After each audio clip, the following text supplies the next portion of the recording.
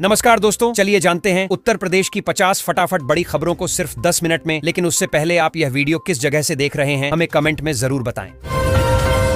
प्रदेश में सारस पक्षियों की संख्या लगातार बढ़ रही है। हालिया गणना में 20,000 से ज्यादा सारस दर्ज किए गए हैं। वन विभाग इसे संरक्षण प्रयासों की बड़ी सफलता मान रहा है। आर्द्र भूमि संरक्षण, शिकार पर रोक और स्थानीय जागरूकता अभियानों से इन सुंदर पक्षियों को सुरक्षित आवास मिल रहा है।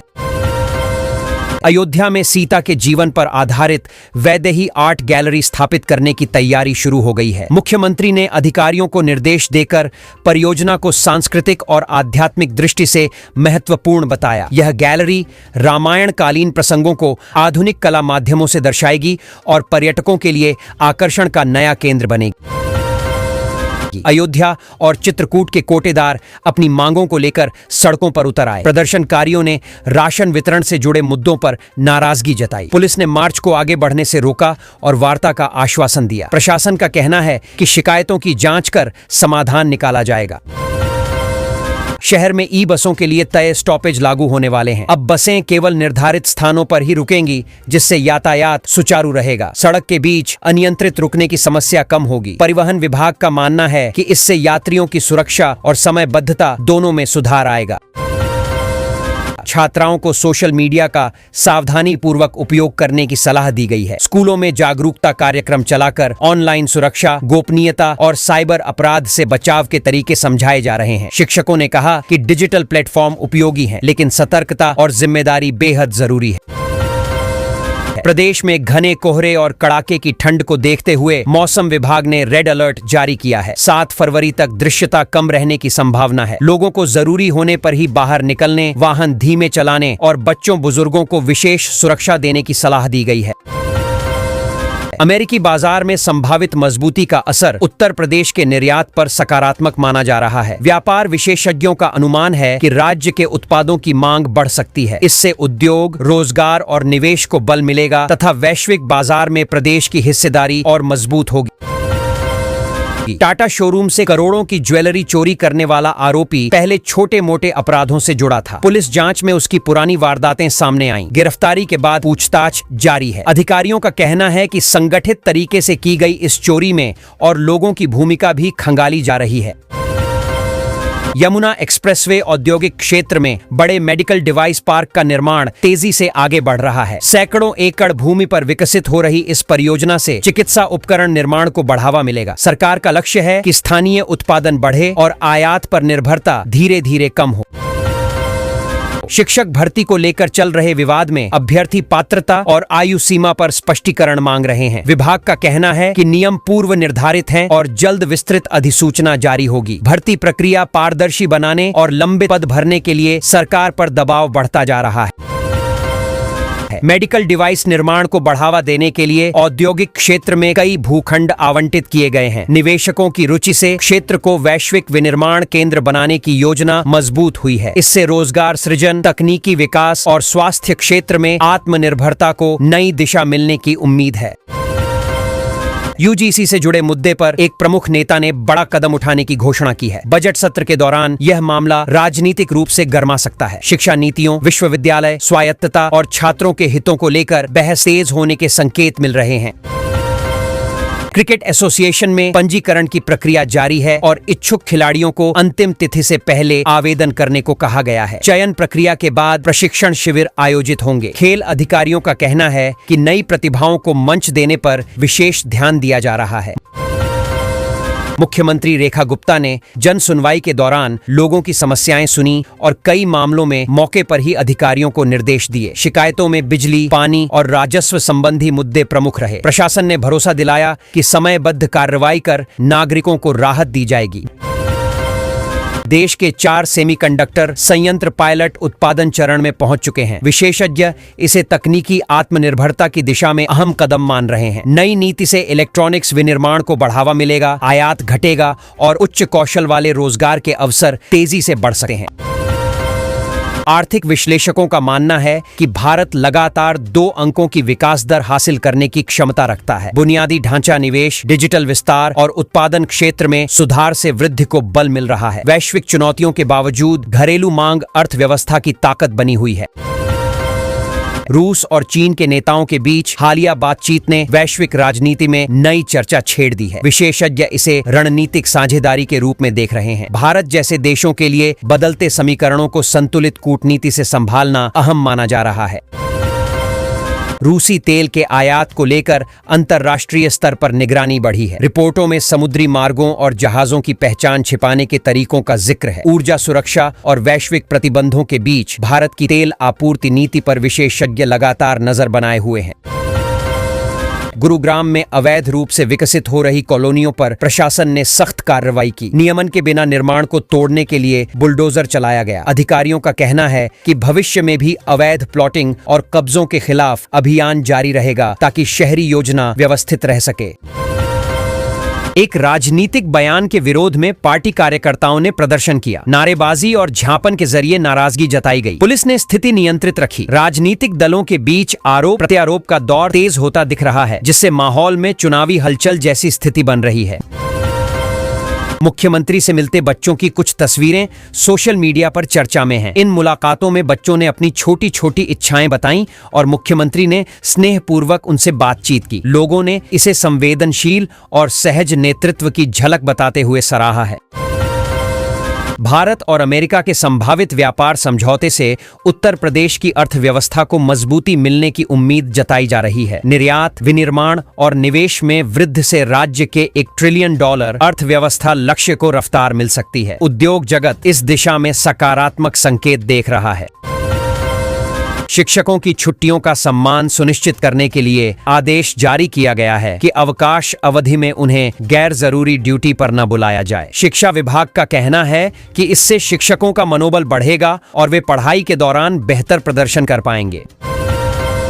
माध्यमिक शिक्षा विभाग में छुट्टियों के दौरान ड्यूटी लगाने को लेकर विवाद सामने आया है। शासन स्तर पर कड़े निर्देश जारी करने की तैयारी है ताकि नियम स्पष्ट हों। शिक्षक संगठनों ने कार्य जीवन संतुलन की बात उठाई है और अनावश्यक तैनाती पर आपत्ति जताई है।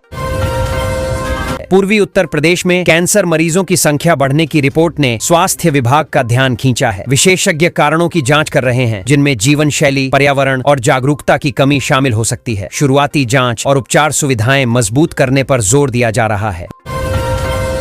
राज्यपाल आनंदीबेन पटेल का आगामी दौरा प्रस्तावित है। कार्यक्रम के दौरान वे शैक्षणिक और सामाजिक संस्थानों से जुड़ी गतिविधियों में भाग ले सकती हैं। प्रशासन ने तैयारियां शुरू कर दी हैं और सुरक्षा व्यवस्था की समीक्षा भी की जा रही है। बारिश और ओलावृष्टि से फसलों को नुकसान की खबरें सामने आई हैं। किसानों को चिंता है कि सब्जियों की पैदावार प्रभावित होने से कीमतें बढ़ सकती हैं। कृषि विभाग हालात का आकलन कर रहा है और राहत उपायों पर विचार किया जा रहा है। प्रदेश की नौकरशाही और सियासी गलियारों में हलचल बढ़ी हुई है। प्रशासनिक बदलाव, संभावित विस्तार और भ्रष्टाचार से जुड़े मामलों की चर्चा तेज है। राजनीतिक विश्लेषक इसे आने वाले समय में बड़े निर्णयों की भूमिका मान रहे हैं, जिससे सत्ता और संगठन दोनों प्रभावित हो सकते हैं। महंगाई भत्ते को मूल वेतन में जोड़ने की मांग फिर तेज हो गई है। कर्मचारी संगठनों का कहना है कि छोटी बढ़ोतरी से वास्तविक राहत नहीं मिलती। वेतन ढांचे में स्थायी सुधार की बात उठाई जा रही है। सरकार पर कर्मचारियों की आर्थिक स्थिति को ध्यान में रखते हुए दीर्घकालिक समाधान निकालने का दबाव बढ़ रहा है। यूपी में मौसम ने अचानक करवट ली है। कहीं बारिश तो कहीं घना कोहरा लोगों को परेशान कर रहा है। तापमान में गिरावट के बावजूद ठंड पूरी तरह कम नहीं हुई है। मौसम विभाग ने सतर्क रहने की सलाह दी है। खासकर किसानों और यात्रियों को बदलते मौसम के बीच सावधानी बरतने को कहा गया है।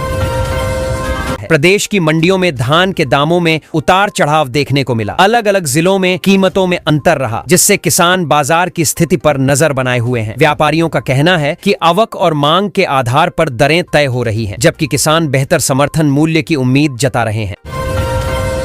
किसानों के लिए सिंचाई सुविधाएं बेहतर बनाने को लेकर राज्य सरकार अभियान चलाने की तैयारी में है। जल संरक्षण, तालाबों के पुनर्जीवन और आधुनिक तकनीकों के उपयोग पर जोर दिया जाएगा। इसका उद्देश्य खेती की लागत घटाना और उत्पादन बढ़ाना है, जिससे ग्रामीण अर्थव्यवस्था को मजबूती मिल सके।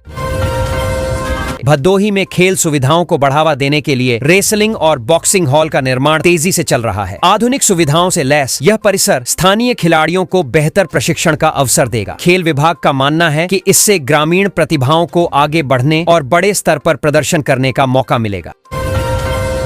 भारत और अमेरिका ईरान परमाणु वार्ता को लेकर वैश्विक तनाव बढ़ गया है। पूर्व अमेरिकी राष्ट्रपति ट्रंप ने चेतावनी दी है कि समझौता नहीं हुआ तो कड़े कदम उठाए जाएंगे। ईरान की प्रतिक्रिया पर सबकी नजर है। इस घटनाक्रम से अंतर्राष्ट्रीय कूटनीति, तेल बाजार और सुरक्षा समीकरणों पर असर पड़ने की आशंका बढ़ती दिख रही है।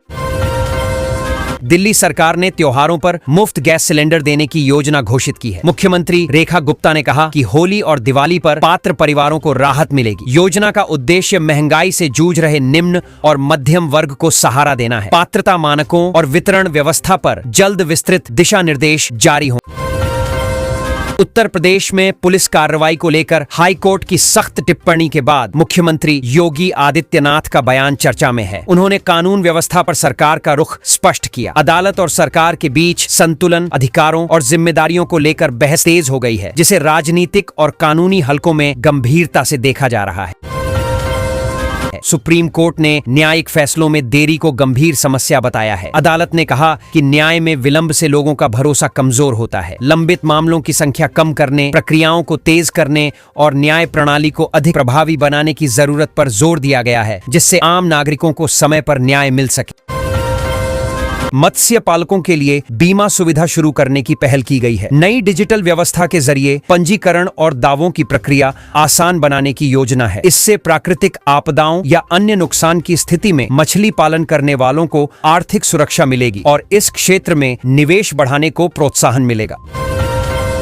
स्मार्ट मीटर लगाने की मुहिम तेज हो रही है। बिजली उपभोक्ताओं को वास्तविक खपत की जानकारी, बिलिंग में पारदर्शिता और ऊर्जा बचत के फायदे बताए जा रहे हैं। विभाग का कहना है कि इससे लाइन लॉस कम होगा और उपभोक्ताओं को भी खर्च नियंत्रित करने में मदद मिलेगी। जागरूकता कार्यक्रमों के जरिए लोगों को समझाया जा रहा है। स्कूलों में टाट पट्टी की जगह डेस्क बेंच उपलब्ध कराने की योजना पर काम शुरू हुआ है। इसका उद्देश्य बच्चों को बेहतर बैठने की सुविधा देना और पढ़ाई का माहौल सुधारना है। शिक्षा विभाग चरणबद्ध तरीके से खरीद और वितरण करेगा, जिससे सरकारी स्कूलों का आधारभूत ढांचा मजबूत किया जा सके।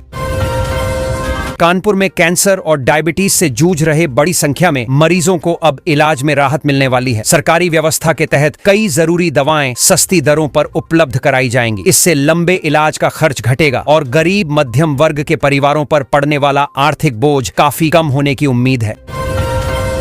यूपी सरकार के एक बड़े प्रशासनिक कदम में हजारों कर्मचारियों की सैलरी पर रोक लगा दी गई है। बताया जा रहा है कि सेवा पुस्तिका सत्यापन या उपस्थिति से जुड़े मामलों में गड़बड़ियों की जांच चल रही है। कार्रवाई से विभागों में हड़कंप है और कर्मचारी संगठनों ने स्पष्टीकरण व जल्द समाधान की मांग उठाई है।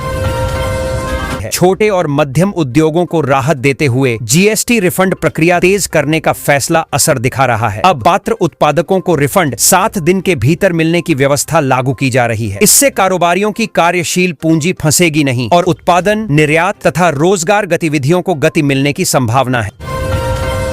कानपुर को बड़े औद्योगिक और आर्थिक केंद्र के रूप में विकसित करने की महत्वाकांक्षी योजना पर काम तेज हो गया है। विशाल निवेश के साथ इंफ्रास्ट्रक्चर, इंडस्ट्रियल जोन, आवास और कनेक्टिविटी पर फोकस रहेगा। इससे स्थानीय युवाओं के लिए रोजगार अवसर बढ़ेंगे और शहर की पहचान पारंपरिक उद्योगों से आगे बढ़कर आधुनिक आर्थिक हब के रूप में बनेगी। यूपी की कुछ प्रमुख विश्वविद्यालय लगातार सिविल सेवा परीक्षाओं में सफल अभ्यर्थी देने के कारण चर्चा में हैं। यहाँ का शैक्षणिक माहौल, मार्गदर्शन और प्रतियोगी तैयारी की संस्कृति छात्रों को आकर्षित कर रही है। सफल पूर्व छात्रों की कहानियां नए अभ्यर्थियों को प्रेरित कर रही हैं और इन संस्थानों की प्रतिष्ठा लगातार मजबूत हो रही है। हवाई यात्रा के दौरान एक वरिष्ठ राजनीतिक नेता की बेटी के महंगे जेवर चोरी होने का मामला सामने आया है। घटना के बाद सुरक्षा व्यवस्था और जांच प्रक्रिया को लेकर सवाल उठाए गए हैं। पीड़ित पक्ष ने पुलिस पर लापरवाही के आरोप लगाए हैं, जिससे मामला और ज्यादा संवेदनशील बन गया है। मुख्यमंत्री ने देश की अर्थव्यवस्था को लेकर आशावादी बयान देते हुए कहा है कि भारत तेजी से वैश्विक स्तर पर मजबूत स्थिति की ओर बढ़ रहा है। उन्होंने निवेश, बुनियादी ढांचे और युवाओं की भूमिका पर जोर दिया। बयान को विकास और रोजगार के संदर्भ में सरकार के बड़े विजन से जोड़कर देखा जा रहा है।